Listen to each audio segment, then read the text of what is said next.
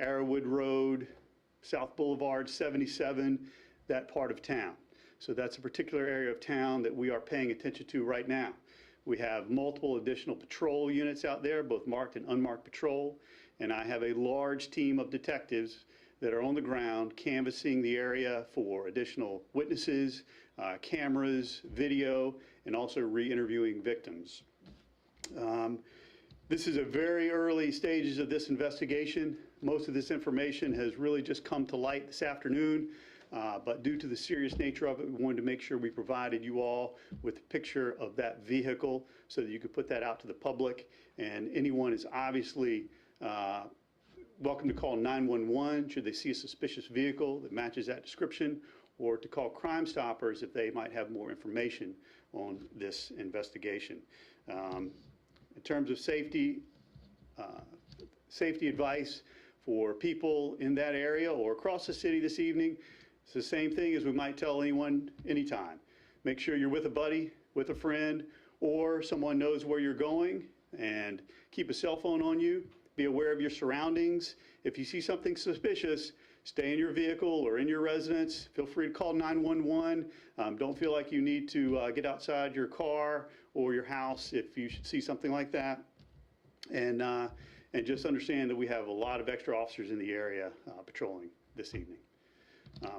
With that, I don't really have much more information to give out, but I'm happy to take questions. What led CMPD to believe that this was the vehicle or this is the suspect?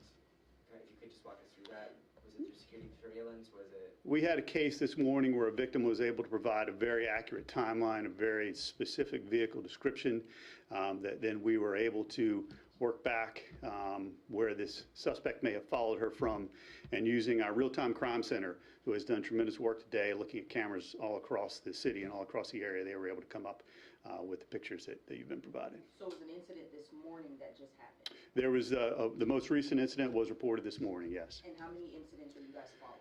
I don't want to give a specific number right now. We have multiple cases that we're looking at where they were either classified slightly differently or more generic description. And so we're going and looking back to see how many cases we might have. I don't want to pinpoint a number. I know you don't want to pinpoint a number. More than 2, more than 3? More than 2. More than 2. Less than 5? More than 2. It just shows the importance. The importance of there are multiple cases. So what I don't want to get into is, say, give a number and then next week it's higher or lower. Okay. And part of that is re-interviewing victims who are involved. We're going to do the best we can to specify reports that we do believe are involved in this series and really try and confirm that. We want to obviously maintain the integrity of our victims, and they're our most important people in this whole thing. Before we release complaint numbers to you all, we just want to make sure we're right on that, but we do know that we've got a suspect out there. So now that have these you tragic... had to use any rape kits in these cases? There has been physical evidence collected at the hospital, yes. Now that these tragedies have happened, obviously you said there's marked and unmarked vehicles, police presence. Have we looked to see if there's going to be any sort of implication of additional measures at these greenways, like additional security monitors or just something else, so we don't have preventative measures instead of just, after the fact? Well, none of these incidents have happened on a greenway. So these have all either been in parking lots, or on the roadway, near residences, in commercial areas. So they're kind of varying in where they've occurred. But we have not had any linked currently to this suspect to a greenway. Can you give a time frame, like when did they first start? I know today is the most recent one. But so we have identified a few over the past several days. I don't want to pinpoint how far back, because once today we realized that we thought that there were multiple involved, at least over the past several days. That's when we said we wanted to notify you all.